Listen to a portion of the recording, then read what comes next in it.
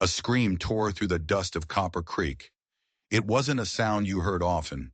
The normal noise was horses, wagon wheels, and the low hum of life in a town carved out of the Arizona desert. But this was different. This was a scream of pure terror. "Someone help! He can't breathe!" The sound exploded from Wilkins' general store. People stopped in their tracks, turning to stare. A crowd started to form, a nervous circle of curiosity and fear. Inside, a big man was on the floor. He was sprawled out on the rough wooden planks, his face turning a horrifying shade of purple. His hand was clamped over his chest, his fingers digging into his shirt like he was trying to claw out something awful from inside him. "Where's Doc Lawrence?" someone shouted from the back. "Rode out to the Sullivan place. Won't be back till sundown," the storekeeper's wife cried, wringing her hands. "What do we do?" Across the street, in the town's small clinic, Abigail Winters stood frozen. She'd been arranging medicine bottles, the little brown glass clinking softly. Now the bottle of laudanum in her hand felt as heavy as a stone. She watched the crowd grow, her feet feeling like they were cast in lead. She knew what was happening. 3 years of working for Doc Lawrence, of cleaning his floors and reading his medical books by candlelight, had taught her everything. She recognized the signs. The purple face, the clutching hand. It was a heart seizure. The man on the floor was Mr. Jameson. He'd tipped his hat to her just this morning. Last week he'd complained of a pain in his arm, and Doc Lawrence had called it rheumatism. Abigail knew it wasn't rheumatism. She knew then, and she knew now. A voice in her head screamed, "Go! You know what to do!" But she couldn't move. The bottle trembled in her hand. Before she knew what she was doing, she'd put the bottle down. Her legs were moving, carrying her across the dusty street, her skirts gathered in her hands. The crowd saw her coming. They parted, but not without whispering. "It's just the doctor's girl. The one who sweeps the floors." Strange, quiet thing. She ignored them. She knelt beside Mr. Jameson, her hands shaking as she reached for his wrist. His pulse was a frantic flutter, like a trapped bird beating its wings against a cage. It was getting weaker. Suddenly, a shadow fell over her. "What do you think you're doing?" It was Mrs. Jameson. Her face was a twisted mask of fear and rage. "Don't you touch him!" Abigail opened her mouth to explain, to tell her about the foxglove tincture that could strengthen his heart, about the cool compresses she could apply. But the words wouldn't come out. Her throat closed up, tight and painful, the way it always did when people were watching her. "Get away from him!" Mrs. Jameson shrieked, shoving her hard. Abigail stumbled backward, her cheeks burning with shame. "She's just the girl who sweeps the clinic. She's not a doctor." Abigail watched, helpless, as Mr. Jameson's breathing grew ragged. His lips turned a dusky, awful blue. She knew exactly what he needed. She knew the dosages, the procedures, everything. But the words were trapped inside her. They were prisoners of a memory, of another time she tried to speak up, another life she had tried to save.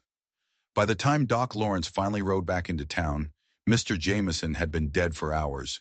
He was the third person that year, the third person Abigail had silently diagnosed, the third person she had watched die because she couldn't find the courage to speak. That night, long after the clinic was clean and the instruments put away, Abigail sat on her small cot in the back room. This tiny room had been her home for 3 years, her whole world. In her lap was a worn leather journal. It was her father's, one of the only things she had left of him. The pages fell open to a passage she knew by heart. The ink was faded, but the words were burned into her memory. "A physician's first duty is to observe. The second is to interpret. The third, and perhaps most sacred, is to speak the truth of what one has seen, regardless of whether others wish to hear it." Her father, Dr. Thomas Winters, had lived by those words. He had spoken the truth even when it cost him everything: his career, his reputation, his life. Abigail traced his signature with her finger. He had been so brave. She was so quiet. A shadow, a ghost who haunted a clinic, too afraid to live. She blew out the lamp, but sleep wouldn't come. In the darkness, all she could see was Mr. Jameson's blue face. All she could hear were his wife's words. "She's just the girl who sweeps the clinic." The words hurt because they were true. That's all she had allowed herself to become. But all of that was about to change. 2 weeks later, the Arizona sun was a hammer beating down on Copper Creek. Abigail was sweeping the clinic porch, the heat pressing down on her like a heavy blanket. Then she heard it, the sound of a fine carriage, a sound so unusual in this dusty town that she stopped and shaded her eyes. 4 matching bay horses pulled a sleek black carriage to a stop right in front of the bank. A driver in a crisp uniform jumped down and opened the door. A man stepped out. He was tall, commanding, and dressed in clothes that cost more than the clinic building itself. A black Stetson sat on his dark hair, and a silver watch chain gleamed on his vest. He had a strong jaw and eyes that seemed to see everything at once. There was something familiar about him, but she couldn't place it. She knew she'd never met him. She would have remembered a man like that. He turned toward the bank, and that's when she saw it. A tremor, a tiny, almost invisible shaking in his left hand as he reached for his portfolio. Then a subtle pause. A wince of pain he tried to hide, his other hand drifting toward his chest. Abigail's breath caught in her throat. She knew those signs. They were the exact same signs Mr. Jameson had shown in the weeks before he died on the floor of the general store. "You've been staring at that gentleman for quite some time, Miss Winters." Abigail jumped, nearly dropping her broom. It was Mrs. Chen, the seamstress. I I wasn't staring," Abigail stammered, her face turning red. "That's Nathan Thornhill," Mrs. Chen said, lowering her voice to a whisper. "Owns the biggest cattle ranch in 3 territories. Richer than the governor, they say. A widower. Lost his wife in childbirth years ago." Abigail barely heard the gossip. Her eyes were fixed on the bank where Nathan Thornhill had disappeared. The tremor, the shortness of breath, the chest pain. It was a heart condition, the same one that had killed Mr. Jameson. And if it was progressing the same way, Nathan Thornhill didn't have much time. What could she do? Tell everyone that the richest man in the territory was dying. Who would believe her? She was just the girl who swept the floors. But if she said nothing, if he collapsed just like Mr. Jameson? The clinic door opened behind her. "Abigail," it was Doc Lawrence, "I need splints for young Billy Turner. Broke his arm falling out of the hayloft again." "Yes, doctor," she said, hurrying inside, grateful for the distraction. But she couldn't get Nathan Thornhill out of her mind. Maybe she was wrong. Maybe it was just the heat. She knew she wasn't wrong. She had her father's eyes. She saw the patterns of sickness that everyone else missed. It was a gift, and it was a curse. To know what was coming, but to be too afraid to stop it. By midday, the heat was a physical force. Abigail had just finished cleaning the instruments when the clinic door opened again. A blast of hot air rolled in, and with it, the imposing figure of Nathan Thornhill. Up close, he was even more intimidating. But she saw past the expensive suit and the powerful stare. She saw the fine sheen of sweat on his brow that had nothing to do with the heat. She saw the pale color under his sun-darkened skin. She saw the careful way he held himself, as if a sudden move would bring a wave of pain. "Good afternoon," he said, his voice deep and steady. "I'm looking for the doctor." Abigail dropped her eyes to the floor, her heart starting to pound. "Dr. Lawrence is out on a call," she whispered. "He won't be back until this evening." Thornhill frowned. "I see. Is there something I can help you with?" The words surprised her as much as they seemed to surprise him. He looked her up and down, his eyes skeptical. "Unless you're hiding a medical degree under that apron, Miss Winters, Abigail Winters. I'm Dr. Lawrence's assistant." "His assistant," Thornhill repeated, his eyebrow raising. "What does that entail?" "I keep the clinic clean. I prepare medications. And," she hesitated, then forced herself to meet his gaze, "I observe. I've learned a great deal in 3 years." "I'm sure you have," he said, his tone making it clear he didn't believe her. He turned to leave. "Please tell the doctor that Nathan Thornhill will return tomorrow." But as he turned, she saw it again. A flicker of pain, a hand pressed to his chest, a gesture he quickly tried to hide. The memory of Mr. Jameson's blue face flashed in her mind. This time, she would not stay silent. "Mr. Thornhill," the words tumbled out before she could stop them. "Are you experiencing chest pain?" He stopped dead in his tracks. He turned back slowly, His dark eyes narrowed to slits. Excuse me? Abigail's courage almost vanished. Her throat felt tight, her palms were sweating, but she pushed on, fueled by the ghosts of the men she had failed to save. Your left hand trembled when you arrived in town, she said, her voice shaking but clear. You seem short of breath, and you've pressed your hand to your chest twice now in obvious discomfort. She took a deep, shuddering breath. These are signs of a potential heart condition. For a long moment, Nathan Thornhill just stared at her.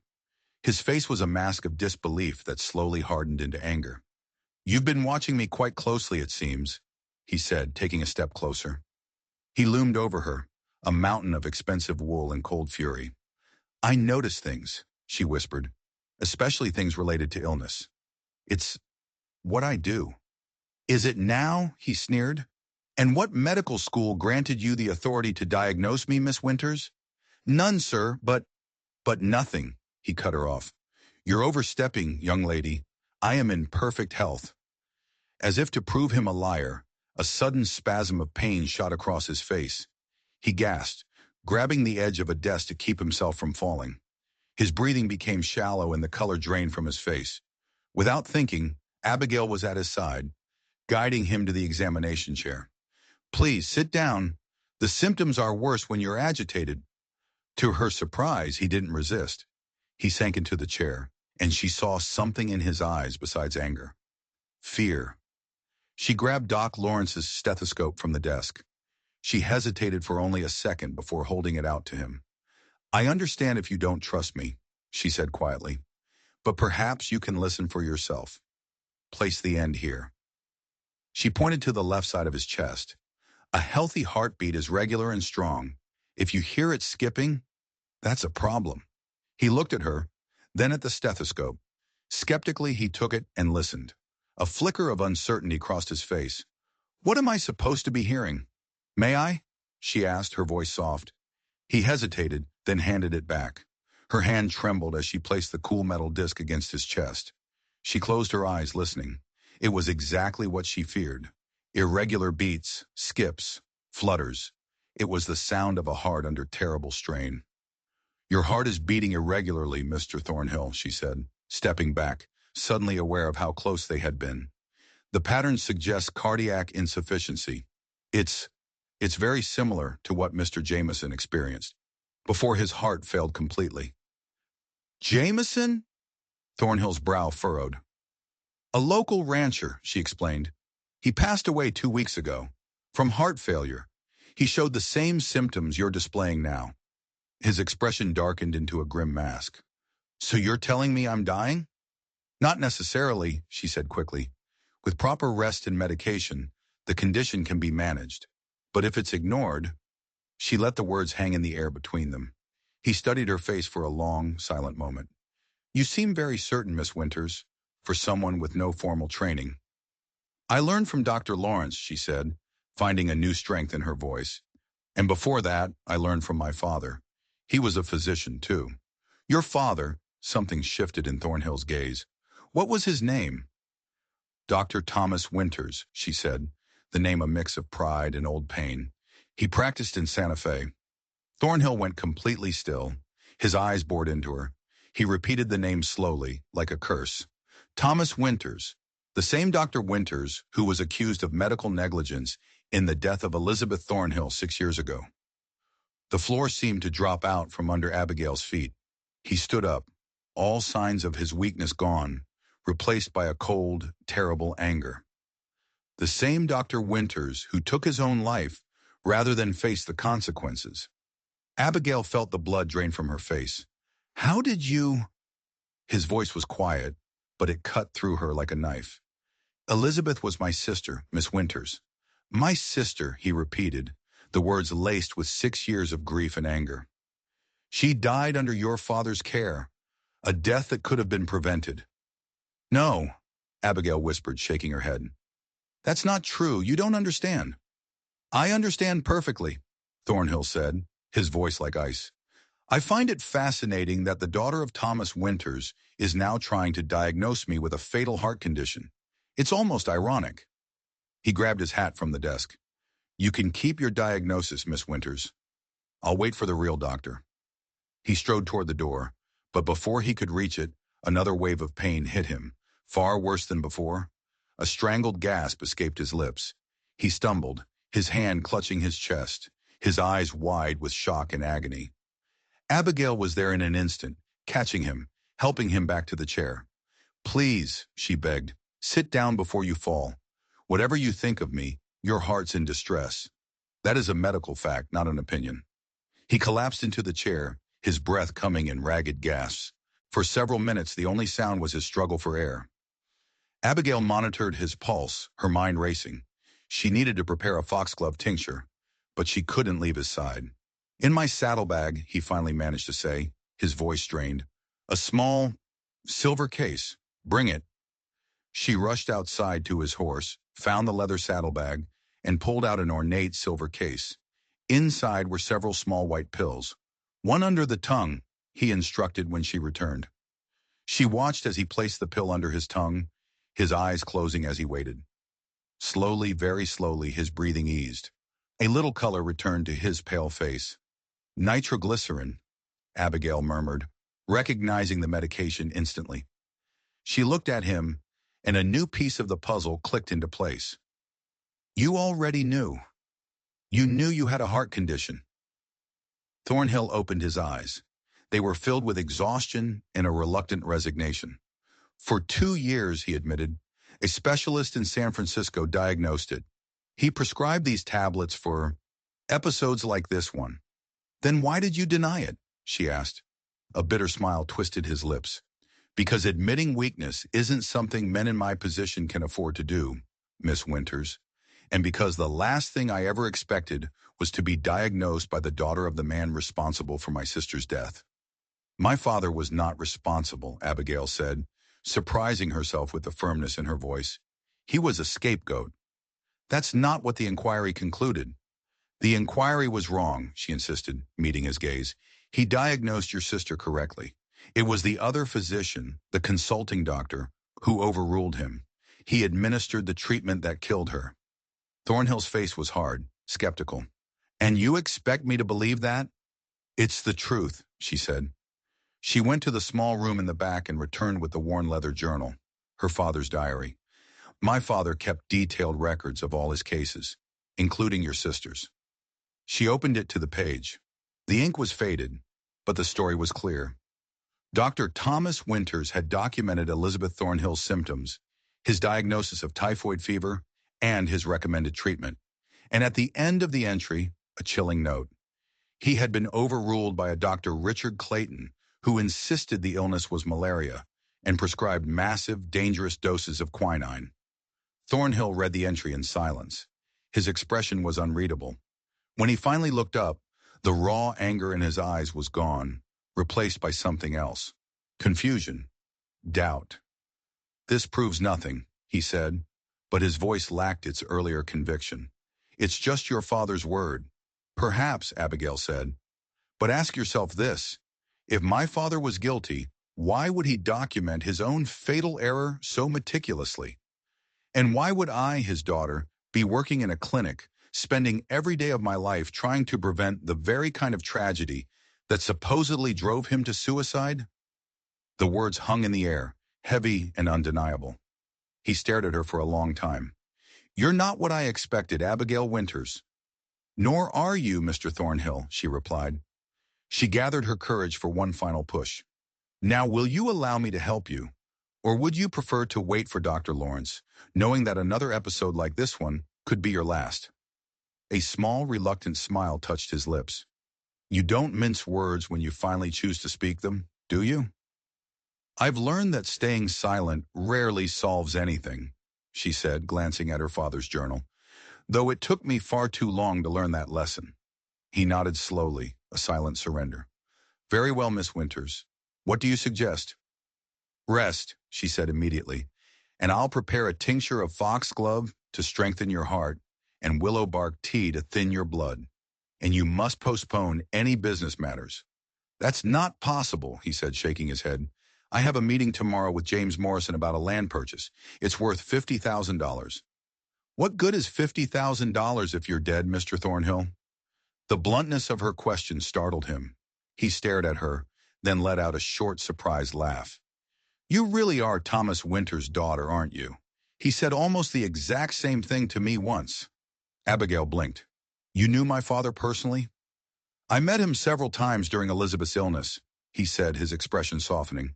"He was not what I expected." He hesitated as if deciding how much to reveal. Then he dropped a bombshell that shook her to her core. "The truth is, Miss Winters, I didn't come to Copper Creek just for the land deal." He leaned forward, his gaze intense. "I came looking for you." Abigail took a step back, her mind reeling. "For me? Why?" "Because for the last 6 years, I've been investigating my sister's death, and everything I've discovered suggests that your father was, in fact, wrongfully accused. He had been searching for her. For 3 years, he had been trying to find the daughter of the disgraced Dr. Winters, hoping she might have some proof, some piece of the puzzle that would help him find the truth. "But you acted as if you believed he was guilty," she stammered. "I needed to see how you would react," he admitted. "Whether you would defend him. I didn't expect you to have something as concrete as his journal." A shadow crossed his face. "By the time I started to have my own doubts, it was too late. Your father was already gone, and you had disappeared.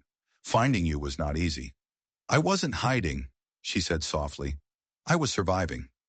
"And you found a way to continue his work," Thornhill said, a note of admiration in his voice. "You diagnosed my condition when even I was trying to deny it. That's impressive." "Thank you," she said, her cheeks warming. "But it doesn't change the fact that you need to rest. That land deal will have to wait." "It can't wait," he insisted. "Morrison is leaving on the evening train tomorrow. This land, it contains the watershed for my entire ranch. Without it, I could lose everything." Abigail saw the desperation in his eyes, but she held firm. "Then at least postpone the meeting until the afternoon. Give the medicine time to work, and stay here in the clinic until your heart rate stabilizes."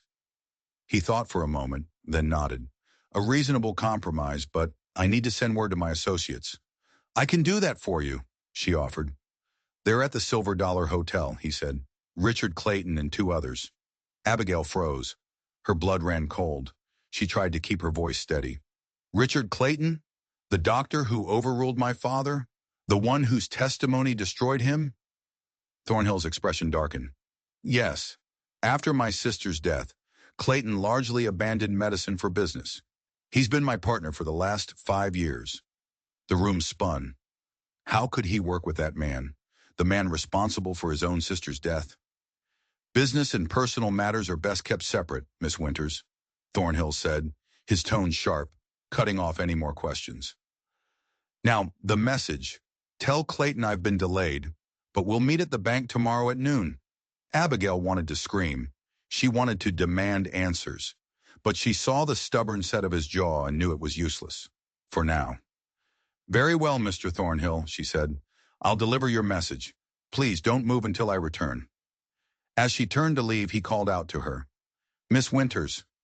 She looked back. His expression was softer now. "Thank you," he said. "It seems I may have misjudged you." "Perhaps we've both been too quick to judge," she replied. As she walked toward the Silver Dollar Hotel under the blistering sun, her mind was a whirlwind. Nathan Thornhill, the brother of the woman her father was accused of killing, was now her patient. And his business partner was the very man who had orchestrated her family's destruction. And she was walking right into the lion's den to deliver a message. The Silver Dollar Hotel was the fanciest place in town, which wasn't saying much. Abigail walked into the lobby, her heart hammering against her ribs. The men inside stopped talking and stared. It wasn't every day a plainly dressed young woman walked into the hotel alone. "I have a message for Dr. Richard Clayton," she told the clerk, her voice barely a whisper. "He's in the restaurant," the clerk said, pointing toward a doorway. She took a deep breath and walked in. And there he was, Richard Clayton. He was older now, his hair more gray than black, but he had the same arrogant air of superiority she remembered from her father's inquiry. He looked up as she approached, his eyes cold and annoyed. "I have a message from Mr. Thornhill," she said, fighting to keep her voice from shaking.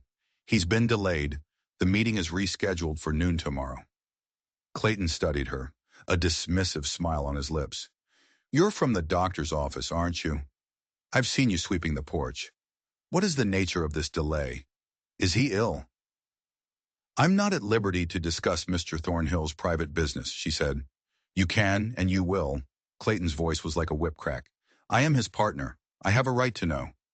Abigail hesitated. Mr. Thornhill is resting at the clinic. As a precaution. Clayton snorted. Resting at the clinic of that backwater Sawbones?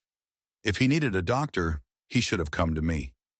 You haven't practiced medicine in years, Abigail said, the words slipping out before she could stop them. His eyebrows shot up. You seem remarkably well informed for a cleaning girl, he sneered.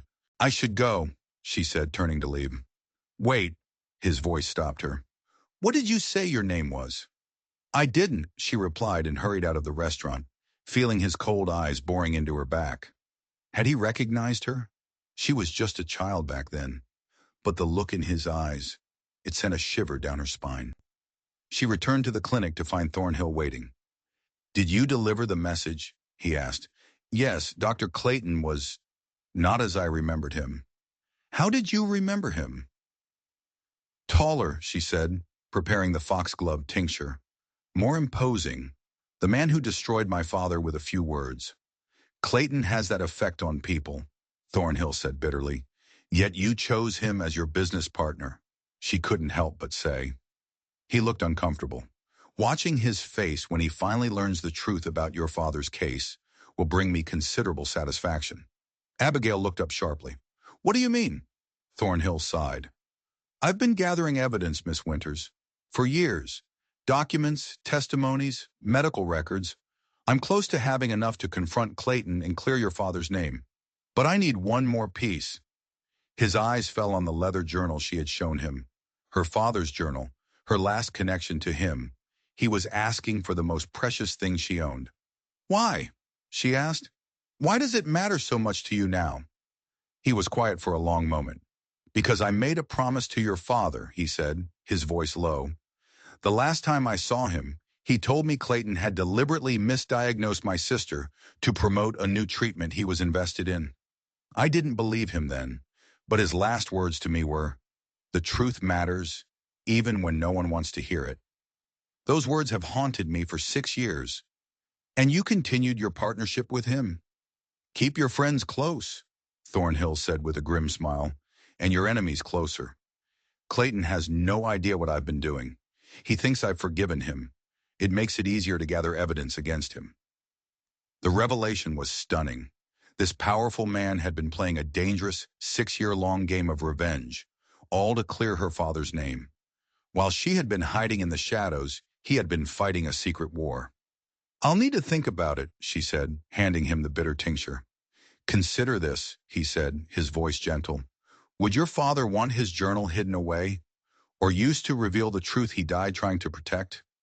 The question hit her like a punch. About tomorrow's meeting, she said, changing the subject. I still think you should cancel it.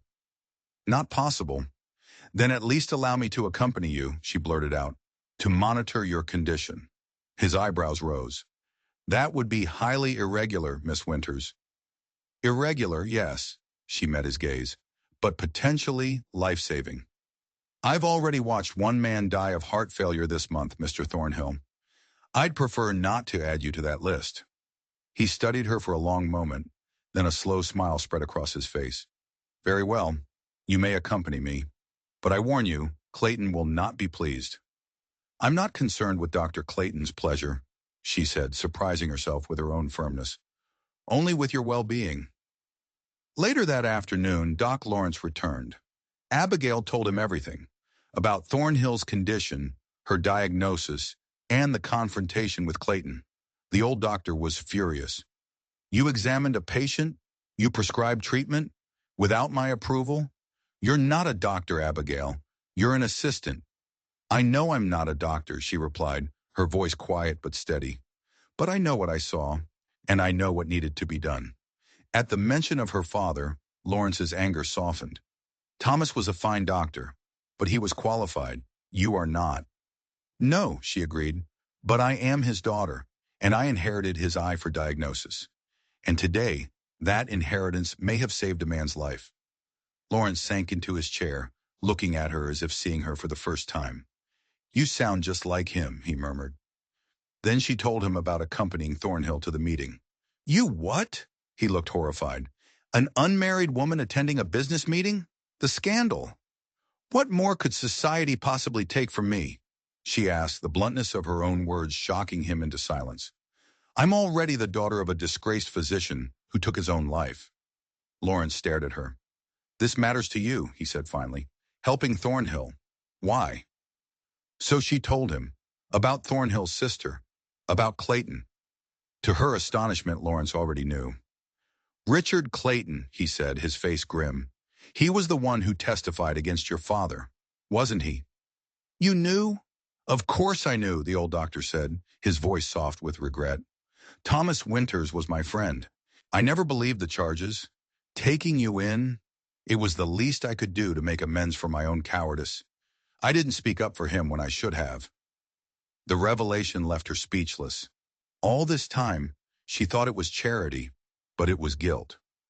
Mr. Thornhill has been gathering evidence, she told him. He believes that with my father's journal, he can finally prove what really happened. Lawrence nodded slowly. Your father would be proud of you, Abigail. Not just for your medical skill, but for your courage. He smiled a little. But be careful. Richard Clayton is not a man to cross. She knew he was right, but she couldn't stay silent anymore. Not now. That night, she slept with her father's journal beside her. Tomorrow, she would walk into a meeting with the man who had destroyed her family, and she would help bring him to justice. The time for being the quiet girl who sweeps the floors was over. The next morning, Abigail walked to the Silver Dollar Hotel with her father's journal in her basket. She had made her decision. She would give it to Nathan Thornhill. The truth was more important than any keepsake. She knocked on his door, room 203. He opened it immediately, already dressed for the day. He looked tired, but better than yesterday. I've made a decision, she said, unwrapping the journal. I want you to have it, to use as evidence against Clayton. It's time the truth was known. He took the book, his large hand covering hers for a brief moment. Thank you, Abigail, he said, using her first name. The touch sent a small shock through her system. There's something else, she said. This land deal, it's not just about water rights, is it? It's about bringing Clayton back here, back to the scene of his crime. A slow smile spread across Thornhill's face. You are remarkably perceptive. The land adjoins what was once your father's property, the land where Clayton conducted his questionable medical experiments. Experiments? Her eyes widened. Testing new treatments on ranch hands. Without their consent, Thornhill said, his face dark. Your father found out. He threatened to report Clayton. Shortly after that, my sister fell ill. Clayton saw an opportunity to discredit your father before he could speak. The calculated cruelty of it was breathtaking. Today is the day we expose him, Thornhill said, his voice low. Morrison, the man we're meeting, suspected Clayton's misdeeds years ago. He's agreed to support my allegations if I can provide concrete proof. He nodded at the journal, which we now have. A knock at the door made them both jump. It opened, and Richard Clayton strode in. He stopped short, his eyes locking onto Abigail. What is the meaning of this? He demanded. Miss Winters was just checking on my health, Thornhill said casually.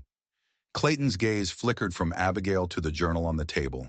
A cold, knowing smile spread across his face. A health check that requires reading material. How fascinating. I wasn't aware the doctor's cleaning girl made house calls. Miss Winters is more than a cleaning girl, Thornhill said, his voice like steel.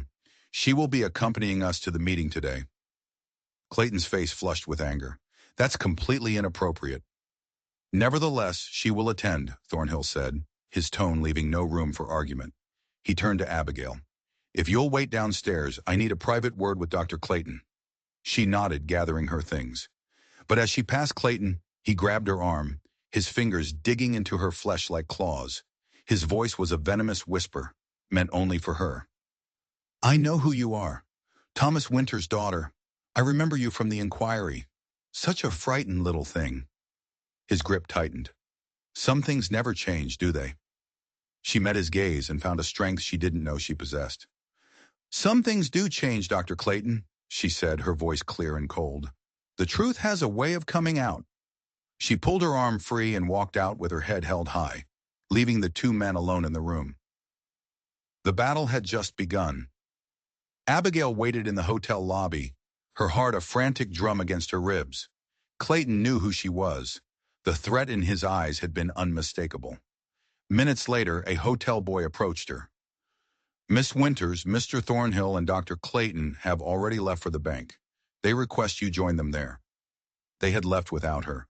Clayton had deliberately separated her from Thornhill. He was trying to rush the deal, to close it before she could arrive and expose him. She practically ran to the bank. A crowd was gathered outside, drawn by the presence of the wealthy visitors. As she hesitated at the entrance, the door opened, and a tall, white-haired man stepped out. It was James Morrison. "Miss Winters, I presume," he said, his eyes shrewd.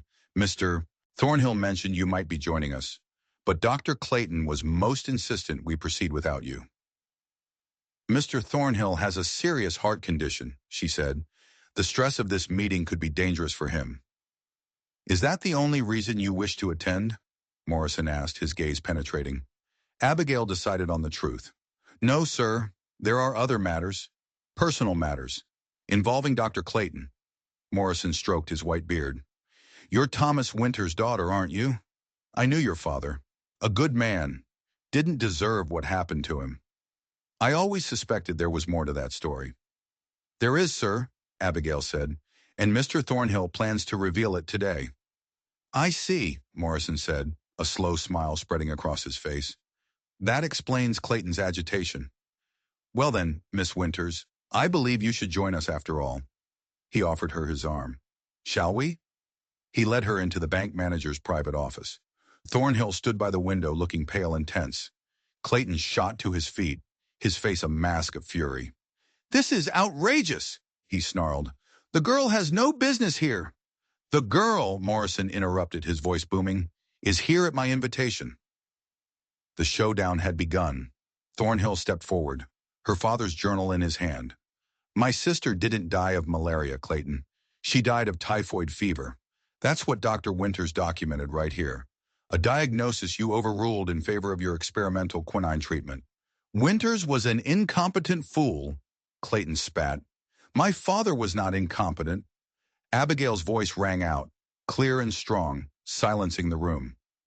"He was a skilled diagnostician who discovered your unethical experiments on the local ranch hands. He threatened to report you, and you silenced him by destroying his reputation." The color drained from Clayton's face. "Those experiments," Thornhill continued, his voice like cold steel, "were conducted on land that now forms part of the very property we're here to discuss." Morrison's eyebrows shot up. "Is that so?" The trap was closing. Every word, every piece of evidence, was another bar in Clayton's cage. But as Abigail watched the cornered look in his eyes, she realized something. A cornered animal is the most dangerous of all. And then she remembered something else. Something that connected Clayton's past crimes to a horror that was happening right now, in Copper Creek. "The miners," she said, her voice cutting through the tense silence.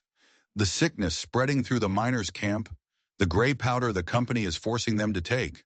All eyes turned to her. "That's your work too, isn't it, Dr. Clayton?" A flicker of shock crossed Clayton's face before he masked it with a sneer. "I have no idea what you're talking about." "I think you do," Abigail said. She reached into her basket and pulled out the small paper packet containing the gray powder. "My friend, a pregnant woman, developed severe respiratory distress just from being near this. I recognize the components. Quinine mixed with a stimulant, likely strychnine.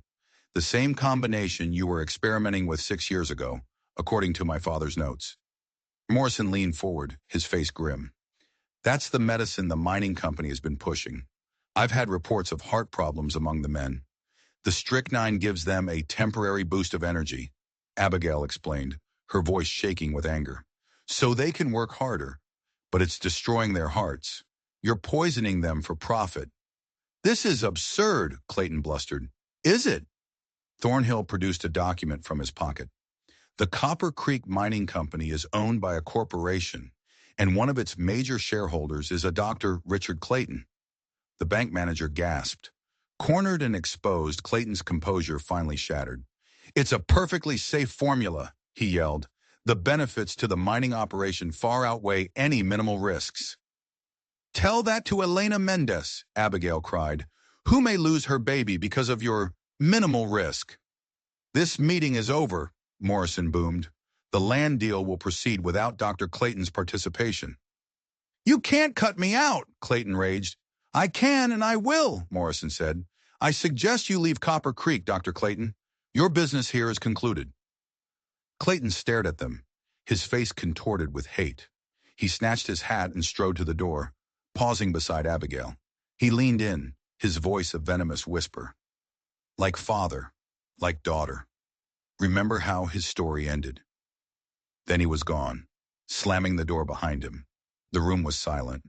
The victory felt hollow, tainted by his final threat. Then Thornhill groaned. He pressed a hand to his chest, his face turning a deathly shade of gray. He reached for support, his breath coming in ragged gasps. "Nathan!" Abigail rushed to his side. The stress of the confrontation had been too much. His heart was giving out. "Nitroglycerin," he gasped. "Coat pocket." She fumbled for the silver case, pressing a tablet under his tongue. His pulse was a terrifying, erratic flutter. This was more than just an episode. This was a full-blown heart attack. Just then, the bank door swung open. It was Doc Lawrence, his face pale with urgency. "Abigail, I've been looking everywhere for you. It's Elena Mendez. Her condition has worsened. She's in premature labor." Abigail's world tilted on its axis. Two lives hung in the balance. The man who had helped her find justice, and the friend who had shown her kindness. Both were dying, and she was torn between them. "Go," Nathan whispered, his grip on her hand surprisingly strong. "Your friend needs you." She looked from his desperate eyes to Doc Lawrence's pleading face. She had to make a choice, and she knew in that gut-wrenching moment that no matter what she chose, she might lose someone she cared about. The victory over Clayton had come at a terrible price, and the day was far from over. "I'll come immediately," Abigail said, her mind racing. She squeezed Nathan's hand. "Don't you dare die while I'm gone." "I'll see him back to the hotel," Doc Lawrence promised, his professional demeanor taking over. "You go to Elena. Her husband said you'd know what to do." Abigail grabbed her medical basket and ran, her heart pounding a frantic rhythm of fear. Premature labor. Elena was barely 7 months along. The baby wouldn't survive. And with Elena's lungs already compromised by Clayton's poison, the strain of labor could kill her, too. She burst into the small, dusty cabin to a scene of agony. Elena was on the bed, her face slick with sweat, her body racked with contractions. Her husband, Miguel, knelt beside her, his face a mask of helpless terror. "Abigail," Elena gasped. "The baby. It's too soon." "I know," Abigail said, her voice a strange calm in the middle of the storm. "We're going to stop it." She worked quickly, her hands steady despite the adrenaline singing in her veins. She pulled out herbs and tinctures from her basket, remedies she had learned from Elena herself, passed down through generations. Black haw to relax the womb, valerian root to counteract the strychnine still in her system, a cooling tea to bring down the fever. For hours she fought.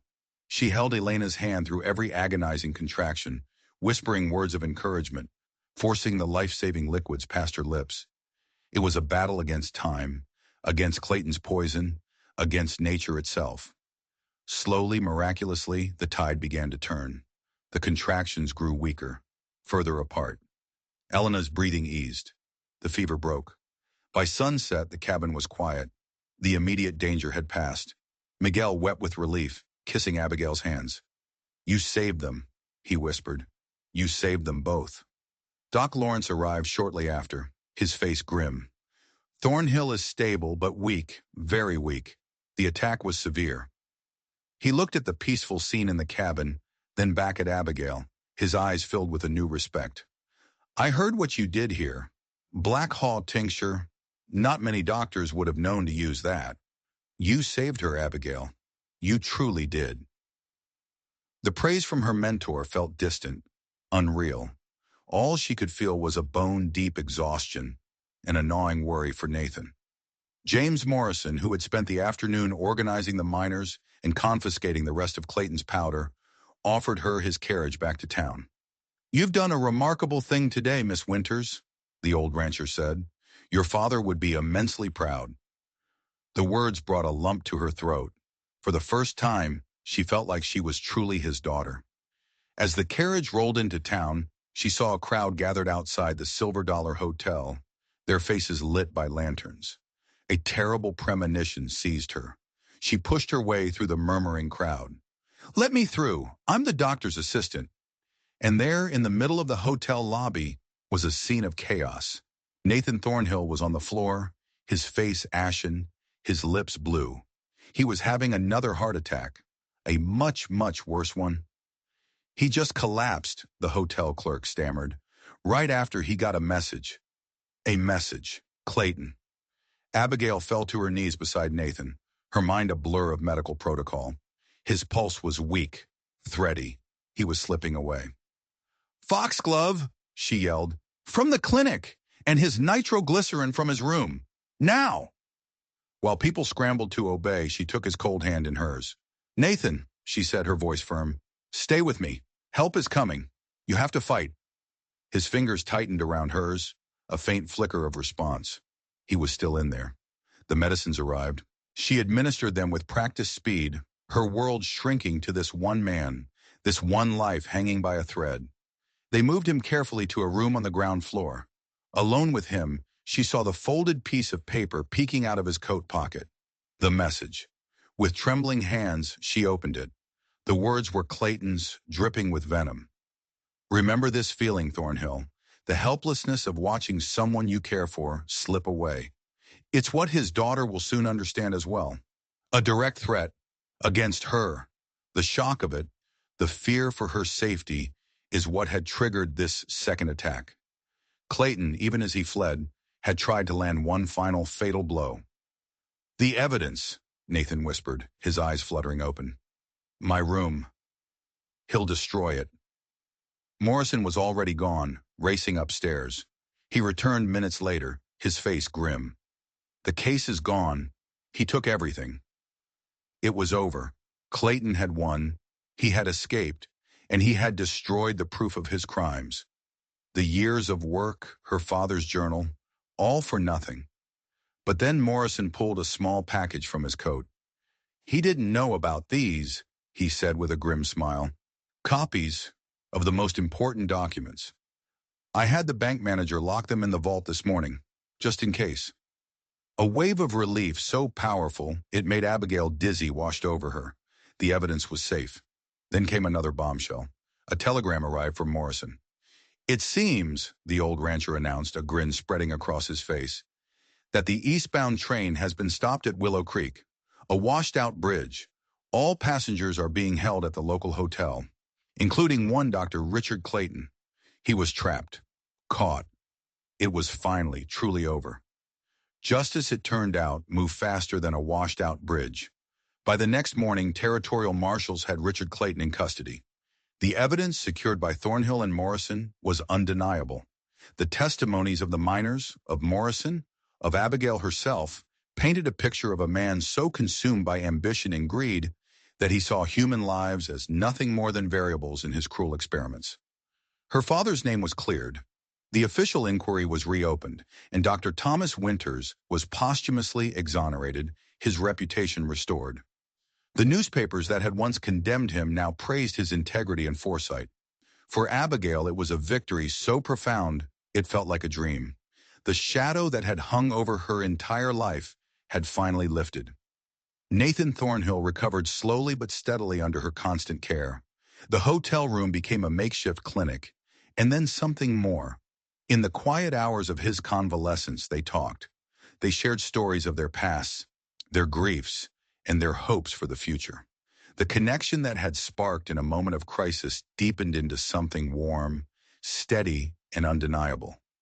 Doc Lawrence and James Morrison, seeing the bond between them, conspired in their own way. They presented Abigail with an offer that made her head spin: a fully funded place at the prestigious Women's Medical College of Pennsylvania. You have a gift, Abigail, Doc Lawrence told her, his voice thick with emotion.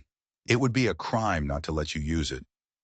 It was everything she had ever dreamed of, a dream she had buried so long ago she had forgotten it was there. But accepting it meant leaving Copper Creek, leaving the friends who had become her family, leaving Nathan. One evening, as the setting sun painted the desert sky in the shades of rose and gold, Nathan took her hand. He was stronger now, able to sit in a chair by the window. Lawrence told me about the offer, he said quietly. It's a wonderful opportunity. It is, she agreed, her heart aching at the thought of the distance it would put between them. But I have another proposal for you to consider, he said, his dark eyes searching hers. He told her about a town near his ranch, a growing community with a new female doctor who was looking for an apprentice. You could continue your training, he said, his thumb tracing circles on the back of her hand. Under a proper mentor, you could hone your skills, gain experience, and you would be close enough to see if this connection between us is something worth building a future on. It was a choice, a stark and beautiful choice. The life she had always thought she wanted, far away in the east, or a new, unexpected life here, in the harsh and beautiful land that had become her home, with the man who had seen her, not as the girl who sweeps floors, but as the woman she was always meant to be. She looked at him, at the quiet strength in his face, the warmth in his eyes, and she knew. Her father's third duty was to speak the truth, and her truth was here.